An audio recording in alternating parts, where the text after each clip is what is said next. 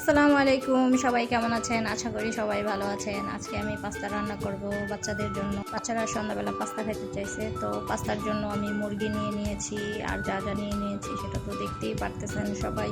তো কে কোথা থেকে দেখছেন অবশ্যই ইনবক্সে বলে যাবেন, আর আমার চ্যানেলটাকে প্লিজ প্লিজ সাবস্ক্রাইব করে দিবেন, যেহেতু আমি নতুন। ঠিক আছে, ভুল হলে ক্ষমার দৃষ্টিতে দেখবেন। তো আমি প্রথমেই পেঁয়াজগুলো দিয়ে দিব, এগুলোকে ভালো করে ভেজে নেব। ঠিক আছে, আর অবশ্যই বলবেন যে বাংলাদেশে আসলে কেমন গরম। এখানে প্রচুর গরম। ঠিক আছে, আর এত পরিমাণ রোদ উঠে, যদি মনে করেন বাইরে কেউ থাকে একদিনে মনে হয় যে সত্যি হয়ে যাব। এত পরিমাণ রোদ, এত পরিমাণ রোদ। বাংলাদেশে গরম কেমন অবশ্য জানি না, তো আপনারা জানাবেন বাংলাদেশে কেমন গরম, কেমন আছেন সবাই এই গরমের মধ্যে, ভালো আছেন কি না। তো দেখেন, আমি একটা মুরগি পোড়া দিছি এখানে বাচ্চাদের জন্য। বাচ্চারা যেহেতু খাবে, মুরগি বেশি হইলে পাস্তাটা বেশি মজা লাগবে। তো মুরগিটাকে ভালো করে ফ্রাই করে নেবেন। ভালো করে ভাইজা নিলে হয় কি, যে যেহেতু এটা ফার্মের মুরগি, মুরগিটা আর কি মানে একটা ফ্লেভারটা খুব ভালো আসে। তো এটা উমানি পাস্তা। ঠিক আছে, বাংলাদেশি পাস্তা না, উমানি এটাকে বলে হলো। পাস্তা বলে না ওরা, ওরা বলে হলো এটাকে কী বলে, বাকরুনিয়া। বাকরুনিয়া, ঠিক আছে, এটাকে বলে বাকরুনিয়া। আর আমরা বাংলা ভাষায় বলি যে পাস্তা। এখন রেস্টুরেন্টের মতোই, রেস্টুরেন্টে যে আমরা পাস্তা কিনা খাই ওরকমই আমি চেষ্টা করবো রান্না করার জন্য।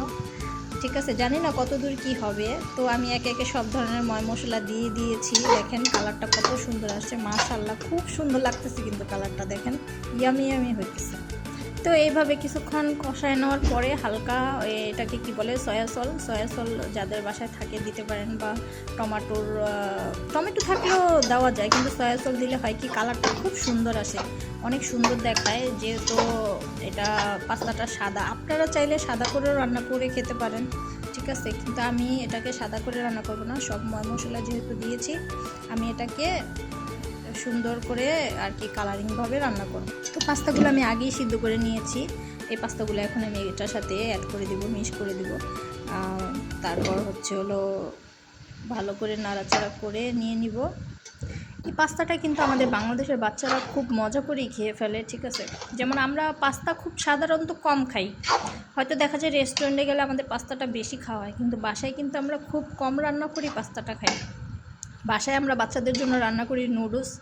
ঠিক আছে, তো নুডলসটা আমরাও খাই। আমরা এটা খাই হলো সন্ধ্যার নাস্তা হিসাবে, তাই না? সন্ধ্যাবেলা খাই নাস্তা মতো করে, কিন্তু এটা এই দেশে হলো রাতের খাবার। বাহিরের মানুষ এটা রাতে খায়, আমরা যেমন পাস্তা খাই ওরকম রাতে খায়। দেখেন, তো আমার পাস্তাটা হয়ে এসেছে। দেখেন মাশাআল্লাহ, কত সুন্দর একটা কালার এসেছে, খুব সুন্দর লাগতেছে, আর দেখতেও মনে হইতেছে যে পাস্তাটা ইয়ামি ইয়ামি হয়েছে। দেখেন মাশাআল্লাহ মাশাআল্লাহ, খুব সুন্দর একটা কিন্তু পাস্তা হয়েছে। জানি না খেতে এখন কেমন হয়েছে, অবশ্যই খেয়ে ট্রাই করে দেখব কেমন হয়েছে। পাস্তাটা কিন্তু মাশাআল্লাহ খুব সুন্দর হয়েছে। দেখেন মাশাআল্লাহ মাশাআল্লাহ, দেখতে খুব সুন্দর লাগতেছে। সবাই আমার চ্যানেলটাকে অবশ্যই সাবস্ক্রাইব করে দিবেন প্লিজ, যেহেতু আমি নতুন। খুব মজা হয়েছে, খুব টেস্ট, খুব দারুণ হয়েছে, ভালো হয়েছে।